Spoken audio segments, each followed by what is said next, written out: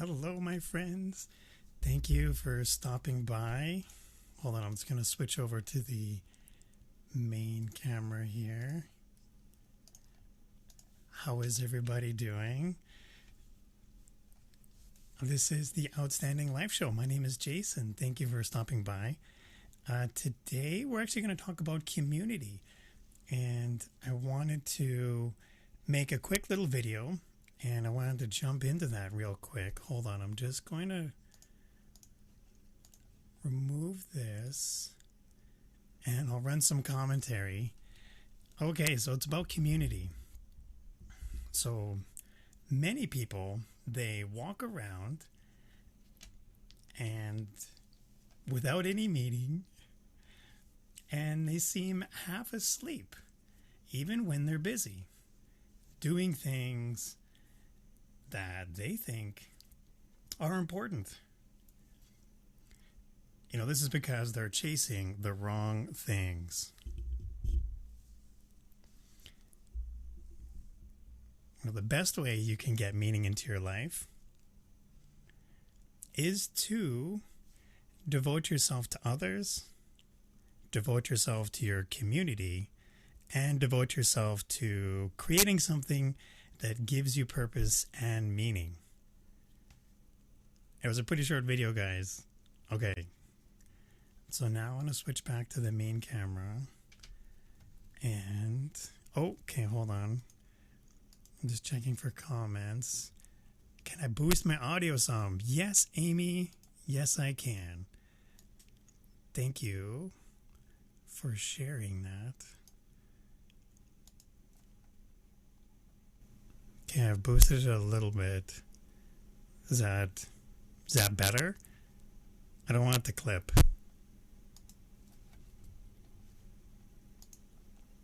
Okay, so we've got a thumb from Tina. Thanks for joining, Tina. Really appreciate that. Thanks, Amy, for stopping by. Okay, so where was I? We were chatting about community. And I wanted to ask, you know, how important is community to your success? Now, what do I mean by that? Oh no, now the audio is louder, but it's clipping and it's static. That's like the opposite of what I wanted. Okay, I had it at 73. Now it's at 72. This is all sorts of fun. Well, it's either too low or it's too high. You can't have it both ways, can you? Only on live. Okay, so how's the audio now? I don't have any gain turned on. The compressor? There, I'll put the compressor on a lower amount. The compressor, there we go, it's at 4.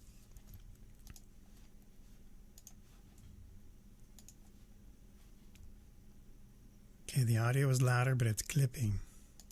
Okay, how's the audio now? Is that a little bit better?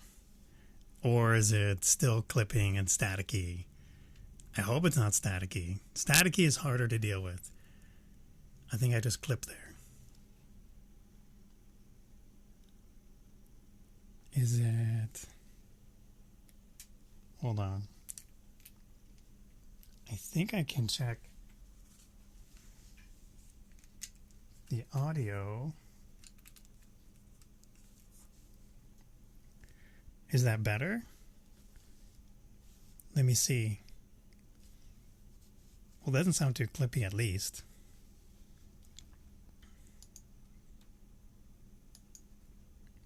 Okay. Now much better. And I did just clip it. Okay, I think it might be because I'm so close to the mic. I don't have one of those pop filters to catch the P's and the and then it clips. Or I could get a sock or a dead cat on the front. That should stop. Note to self. Get a windscreen. Okay, now that we got the audio out of the way, let's jump into the show. So, I wanted to ask questions. It was more about community, and it was relating to how is community related to your success. And then what do I mean by that? Do I mean that your community is directly related to your success, as if they're the cause of it? Not really, but there can be an impact that a community has on you, and then that impact can trail into your success. So specifically, I'm going to go into some examples, but I wanted to check out just quickly. If you wanted to get reminders about the show, just type show in the comments. I have a messenger thing set up so that I will send you a reminder the next time we go live. It's working so far. It's been pretty fun just getting it all set up. Thank you to my friend Lisa who helped me out with this. That's really huge. Okay, so, what is community? And is there such a thing as good communities and bad communities? And there can be. There can be quite a bit of different associations that we can make. If you associate yourself with one certain type of crowd, you might have a certain outcome versus if you associate yourself with a different sort of crowd. So recently I've associated myself with a live video community, and I've been able to go and raise my game a little bit. And I think it's had a huge inspiration on me, because then seeing my friend Amy, my friend Lisa, Gregor, Barry, all of these people have been super influential in my progress. Whereas before, if it was just me all by myself, I would still be sitting there with my level 1 phone and my microphone with my Apple wireless headphones plugged into my phone, holding on to it. Whereas now I've been able to go and aspire to want to push higher, to push myself further. Even today, I'm trying something different with my titles. But I'm enjoying the process and I'm having fun along the way. But I wouldn't have had that association. I wouldn't have had that inspiration if I didn't have such a supportive community. David and Luria, holy cow, it all starts with them. Everything else, it's this amazing group of people that follow them around everywhere. I try and absorb as much as I can, and I try and give back as much as I can. And that was kind of the earlier video that we looked at earlier, where it talked about, community isn't really a place you go to go and get something. It's more of a place you go to go and give something. And, each person has their own take on what community is, but I just want to check the comments here. Amy says, I love community. That's how I met you. Yes, Amy, that's huge. We go way back. It's almost been a year now. A lot has changed in a year. You have inspired us too. Aw, thanks, Amy. That's actually really awesome. Okay, so we've talked about the different kinds of communities. And, what are some of the impacts we would have if we surrounded ourselves with a bad community? I'm going to go into more specifics later on, but we'll just talk briefly about associations. In one of our previous episodes, I think we talked about relationships, and we talked about how one of the hardest things that, if you think of a community in like a rural aspect, like a community of a local neighborhood, and if that neighborhood has a certain belief system that, if you were living in the ghetto or you were in a certain environment and you were never aspired to want to go outside of it, and you're never encouraged to push beyond yourself, you would never believe that you could do it. Kind of like me in this live video thing. I never believed I could do it until other people encouraged me to want to go forward with it. So one of the hardest things with a negative community, it can be, even though they themselves are not genuinely negative, it can have a negative impact on us. And the message and resounding feeling it can give us is this disbelief in ourselves or our potential or our talents or, all these great things we can go out there and conquer.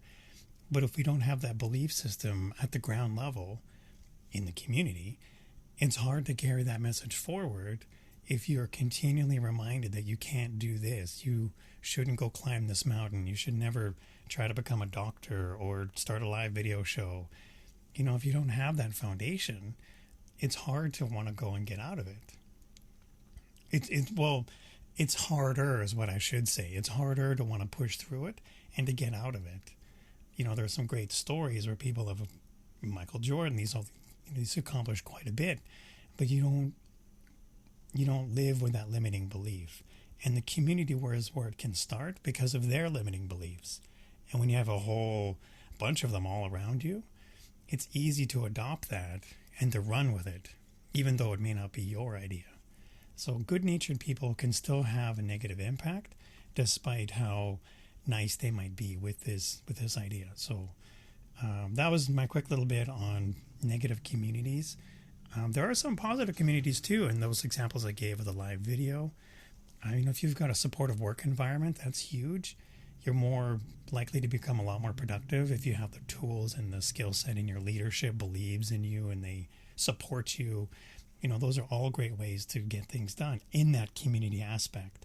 Whereas if you've got a negative work environment that's a lot harsher to deal with, like if it's just high tension stress and you feel like you don't have the resources, pretty soon you're going to believe that and you're just going to run with it and you're not going to be able to accomplish much.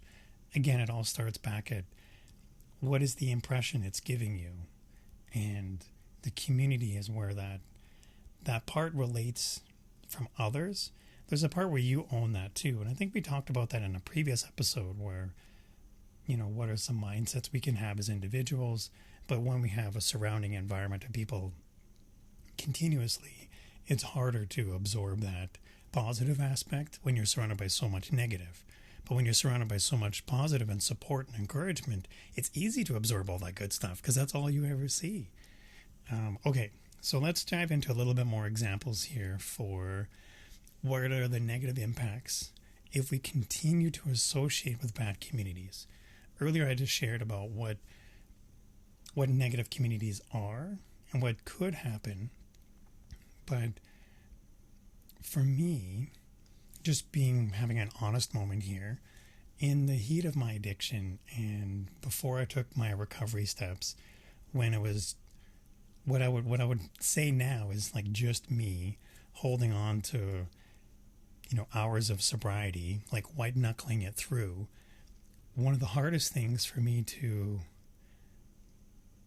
grasp was I knew that this wasn't a life I wanted to live. I didn't want to keep living this alcohol, substance abuse. I didn't want to keep living this life over and over again. But what was holding me back was more of this fear of what was going to be on the other side. I had associated myself with this community of people so much to the point that I developed an identity. I believed that I was this persona, not that I was the person behind the persona. I don't know how to explain it any other way, but it wasn't fear of missing out. It was more of a, like almost like belonging. I had created this idea of myself, and that's where I felt I belonged. And I had believed that I was never going to be better than that. And breaking free of that idea, breaking free of that mindset was going to be one of the hardest things that I would have ever... I look back now and I say that's one of the hardest things I've ever had to accomplish. And, the negative impacts of continuing to believe in that, be it a loved one that tells you can't do something, or if it's someone that's telling you, don't climb that mountain, don't bother going to study to become a doctor, don't push yourself to run that race. You can do anything you want. The fact that I'm still here after rehab, alcohol, substance abuse, it all starts with believing that you can do it, yes. But the community I was associating myself with beforehand, and it's not all their fault. Like, it wasn't my community's fault that I consumed all those things. Let me own up to my side of the street here. I was not in a good mindset, and I wasn't in a good place, and I was making very poor decisions. And it definitely wasn't something that was healthy or conducive to the life I wanted to live. And I knew that I wanted to live a better life. And I knew that I had something greater to achieve. And that included a life that was going to be outstanding. This show that I have here, hold on. So if you're just joining us today, we're talking about an outstanding life. My name is Jason. I've been through recovery and overcoming addiction. I'm still fighting the fight. I'm still in the battle. I still do everything I can to help myself, and then I also try and help others. And part of the message that I have in this show is to get the message out there, to share with others and say, hey, you know what? There is a better life that's out there. And I don't want this show to be something that persuades someone that this is a life you want. What I want this show to be is for someone who's already made the decision that that's a life that they're going to live. So they've already made the choice of being sober. They made the choice of, not consuming any substances, or, they made the choice that they're not going to be having that addictive personality anymore. And this show is going to be a toolkit for them to help them. This isn't something where I'm going to try and sell you sobriety. I don't think I could sell you sobriety anyways. That's a really hard thing to try and sell on to anybody. But if you're just joining us and you want to get reminders of when we go live next, I go live every weekend on Saturdays at 8 p.m. Mountain Standard Time, and I send out a message to everybody who types show in the comments about 10 minutes before the show, just to get them a heads up, and so they can jump in the show and say hi.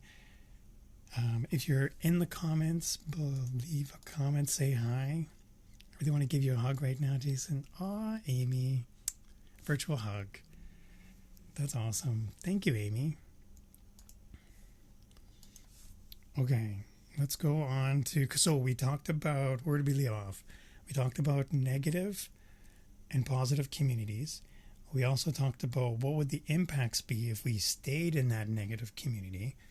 And then now let's go forward with the next part. Let's go look at, sorry, I'm out of the flow now.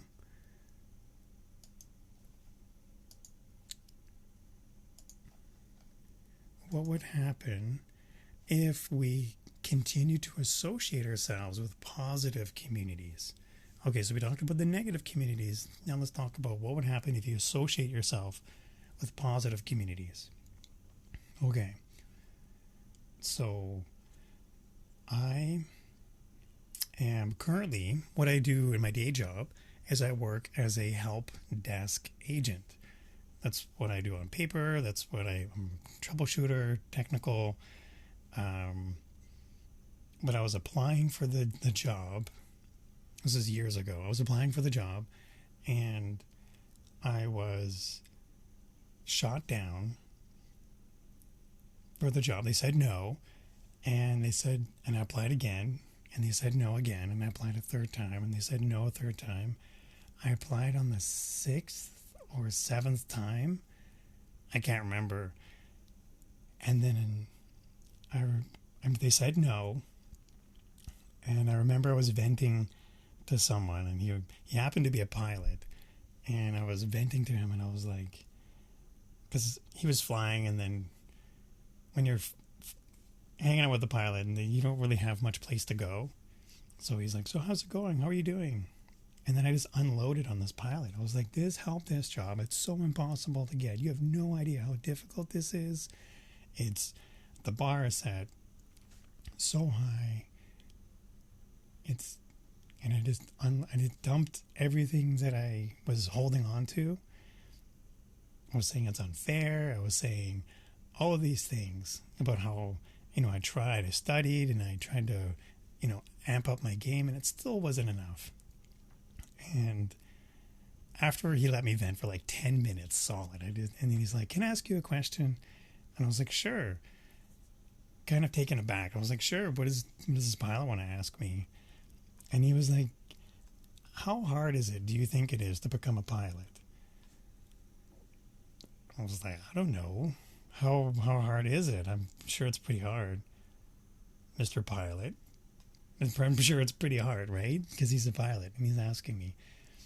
And I was like, I think you have to fly a plane, and you have to go to school for it. And he's like, yeah, it's exactly right. I have to go to school, but I have to pay someone a few $100s to fly the plane for an hour. I was like, oh, okay, that's cool. And he's like, guess how many hours I have to fly? And I was like, I don't know, I'll try a few 100 hours. And he's like, try a few thousand. And I was like, a few 1,000 hours at a few $100 an hour. And he's like, yeah, that's exactly right. And he's like, so what I'm saying, Jason, is I was a pilot before I was a pilot. And I was like, oh yeah, that's actually kind of cool. That's right, you were a pilot. And he's like, so Jason, I've got another question for you. I was like, all right, what is it? And he's like, do you need a desk to help? And I was like, no, I don't. And he's like, so what you're saying is you can help without actually having a desk. I'm like, that's true. And he's like, you can help no matter what. I'm like, that's right. And he's like, so Jason, let's just say another thing. Let's say they called you back after saying no to you. And then let's say they decided to bring the bar down. They lowered the standards. And because they lowered the standards, they're now letting you in. And they offered you the job now. Would you take the job? And I said, no, I wouldn't want it then. And he said, well, why not? And I'm like, well, because that was easy. And he's like, exactly. If it's easy, you don't want it. You don't need a desk to help. And that conversation stuck with me.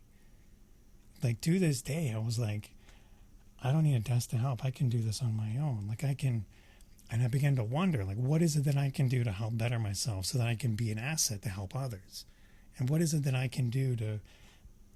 And his conversation finished off, and he's like, you could be upset that you were shot down.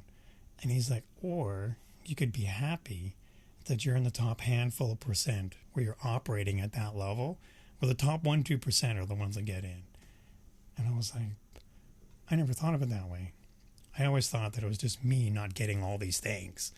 And he's like, no, the fact that you're up against other A-plus players shows that you're an A-plus person. That doesn't mean that you don't need a desk to help. You can do this no matter what. Hey, kitty. And so that's where I was like, man, this is actually pretty important. And because of that conversation so many years ago, it revamped my entire thought process of how I approached what I do, how I help, what I can action. And the next time I applied, I was successful. And now fast forward to here we are. This community that I've associated myself with has been super important to, well, my recovery and my ability to help others. But I can't say that, and I don't know the name of the pilot, but I remember he was a pilot and he had a huge impact on me. And it's such a fun story to share. So for me, the impact of associating myself with good people is, yeah, I might not get that role, but maybe it was destined for me not to get it. Like, I think I didn't get it the first time because my average handle time was too high, and then the next time I didn't get it was my stats weren't too good, and my sales weren't good on another time, or my quality maps weren't. Like, every time it went wrong in a new way, but it never went wrong the same way twice. And I think, as long as you don't give up, as long as you have that idea of what you want to accomplish, you can actually make it happen. All you have to do is not give up and stick to the plan. Okay, I'm going to go check out the comments here. Hold on. Yes, okay, Amy is sharing. That's such a great story. I'm impressed that the pilot gave you such good advice. I hope he's a father. I'm sure most pilots are pretty amazing people. These guys, they fly planes for a living. I can only imagine how awesome that is. I've only flown in planes, but still. Okay, so we talked about associating ourselves with bad communities. We looked at the impacts of good communities. And then now let's move forward and we'll take a look at this week's safety moment. And the safety moment is, it's okay to not know the answers. And what do I mean by that? It's okay that we identify that we have these people that we consider are supportive. And it's okay to know that there are some people in our lives who don't add as much value as we like them to. And it's okay to know that not all supportive people are offering that support in a way that's received as support. Just like we shared with those communities that talk people down, that never actually aspire to leave that community, versus the other kind of community where it just encourages everyone to achieve and there's nothing but growth. And so some of the best people in our lives, some of the closest friends and family, will tell us to play it safe and to never push. But the kind of people that I associate with, the kind of people that I choose to have in my life, the kind of person that's watching this show, is someone that's an A-plus player, who pushes themselves, who develops themselves and chooses nothing but happiness, growth, prosperity. We're all living this outstanding life. It's just me personally, I'm living it by not consuming alcohol or drugs anymore. I'm living this recovery life, overcoming addiction. It's crazy how rampant it can get. And that's the purpose of what this show is. So if you're just joining us, we're talking about recovery, alcohol, and addiction. This week's episode, we're talking about community and the impacts it has relating to, how we can receive that impact of community. It can have a negative impact, we talked about, and it can have a positive impact. Well, I guess by impact, I should say influence. Influence is a better word. All right. And if you would like to get reminders of this, the next time we go live, we have shows every weekend. We do Saturdays at 8 p.m. Mountain Standard Time. If you want to get a notification, just type show in the comments, and then I'll have a message sent out to you, like a Facebook message, a few minutes just before we go live. Okay, so let's move on. So we talked about...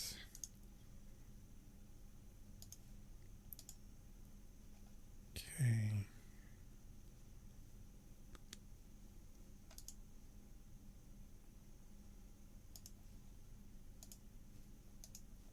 This one, there we go. Okay, so what do we do if we want to change our situation? But changing who we associate with, it can be help. What do I mean by that? Do I mean that your community is directly related to your success? No, but it can certainly have an influence or an impact on your mindset or on your day-to-day interactions or how you show up, or if we associate ourselves with that negative crowd. Remember when I shared my negative experience? And so when I got a positive community, I had a whole other set of problems. So the problems are never really going to go away, but how we approach them can have an impact. Okay, so when we need to discuss communities, who we associate with day to day can have an impact. Who we associate week to week, month to month. But where do we start? How do we change our communities? And so what I'm going to point out is, begin with the end in mind. What do I mean by that? I mean that, play the tape to the end. In a previous episode I shared what that meant, but if you're just joining us, it's okay to have a belief of what your outcome is. And if you have this mindset of this supportive community, what does that look like?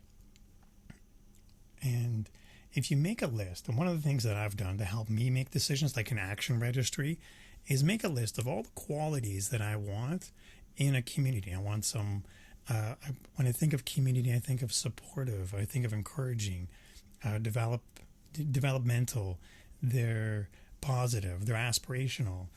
These are nice fluffy things, but you also want them action oriented, and you want someone that's able to listen to you, empathize, and to be able to be there for you when you need them. Sometimes you just need someone to vent to, like to decompress, someone that you can go for a walk with, or hop on a bike, or go to the gym. There's the certain communities that I reached out to for certain help. I know that there's not one person that's able to do all of the things that I want. There's certain people I reach out to when I need to go to the gym. Certain people I reach out to, like Amy, when I need help with my live stream and my audio that crapped out at the beginning. There's people I reach out to when I need to go to a meeting. I still go to meetings. Alcoholics Anonymous, there's over 400 meetings in the city of Calgary alone. If you don't like one meeting, you've got $400 you can go to. It's pretty amazing. So if you need to make a list of this community, once you have that written down, like as soon as you start writing it, like these are the things that I want to associate with. You start writing them down, and the first, I want to say, half dozen are pretty generic. But then as you start writing, you keep writing, and your like ideas start flowing. Well, actually, I want someone that's able, if you've got kids, I want someone that's able to be able to help understand children's needs. I want to help someone that's helpful of someone who's got elderly needs. You start branching out with your requests. And as you articulate those, as you document that, you now have a list. List one. Once you've got that list, start up a second list. And then with that second list, you start documenting what kind of person would I need to become to attract that kind of community. And it's not something that's going to happen overnight, because once you've got that big list, you're like, holy crap, yeah, these are heavy-hitting things that I want in my life daily, like as a ritual. Okay, well, to get that, what do you need to become then? What steps do you need to help shape that outcome? And here is where, you're not going to change your community overnight. You can't just hop on a plane and then transfer yourself to a different place. I moved from BC to Alberta thinking that, I'm just going to move away. I'm just going to hop on a plane. I'm just going to escape from everything. And the problem with that is when you move, you still take you with you. And I had this idea of what I wanted, but I wasn't prepared to do anything of the hard work into it. So what ended up happening? Well, since I didn't put any of the hard work into it, I found myself in the exact same community I had in before. And none of that was conducive or supportive or encouraging. None of that was helpful to what I believed as my positive outcome. And it didn't work out so well. I relapsed, and it was one of the hardest things for me to hit. And again, you hit those rock bottoms. I don't know if you guys watched one of the previous episodes. Was it last week we talked about hitting rock bottom, and the weekend before we talked about relationships, and the weekend before that we talked about stress. So we've covered the wide gamut of different aspects of the recovery addiction wheel, if you want to call it that. And then this one is speaking about a supportive community. And so earlier I mentioned, before my recovery, I never thought that what I liked about going out on Fridays and Saturday nights in the heat of my addiction was that association that I thought, or that belief I had about myself as what was making decisions. Not actually me. It was this belief that I had of who I was, not actually who I was in that moment. And as soon as I was able to appreciate, not just recognize, but appreciate wholeheartedly that I can choose to associate myself with something different, that I can choose a different path for myself. As soon as I made that choice, pretty soon everything else started to fall into place. That list that I had wanted so bad for so long suddenly just started to show up. And, if you told me that beforehand, before all this, I wouldn't have listened to you. I would have told you to take a flying jump at a rolling donut or something crazy like that. And what would have happened is none of that would have made any sense to me then. And that's where this show is not dedicated to people who are not ready to make that choice. This show is dedicated to people who have already made the choice to want to go ahead. And here is where we have the chance to help shape that. And we can choose to help shape that by who we associate with. And who we associate with is the community. And I saw this quote the other day, and it was, our vibe attracts our tribe. And I was like, man, that's huge. If all we ever have is a negative vibe, then we're only going to attract negative people. If we only have positive outcomes in mind, we're only going to accept positive people in our life. I just removed someone from my life recently who didn't fit that mindset, that list that I made. And it was so heartbreaking to want to go and make the decision. But you know what? You got to do what's right for you. Okay, Amy says she got her Facebook Messenger notice tonight. Yes, that's huge. That's awesome. And we've got Kathleen. Hi, Kathleen. You're here today. Thanks for stopping by. I loved the show you two did. That was actually really fun. I laughed a lot in that show. Amy's show. Okay. And it's definitely our choices that we have, and we have the power. Yes, yes, we do. That's awesome, Amy. Thank you for sharing. Thank you, everybody, for stopping by. That was kind of a short show. We normally go 45, but today I kind of had some audio issues, and it threw me off. I did cut the pre-show short. I remember that now. That's kind of funny that I had the audio things. Thank you, Amy, for helping me point that out. I appreciate everybody for stopping by. Again, my name is Jason, and if you want to come hang out... Sorry, hold on, that's not the one I wanted. This is the one I wanted. This is the Outstanding Life Show. My name is Jason. I am here. We were talking about recovery and overcoming addiction. All the tools we need and all the great conversations we're going to have. Thank you. We had fun too. Yes, that was awesome. You too. You're hilarious. You two should just have a show together. Like, it would just be fun. Just talking. Okay, I'm going to cut the stream, but you guys have fun. Thanks for stopping by, and I'll see you next week. Take care, everybody. Bye.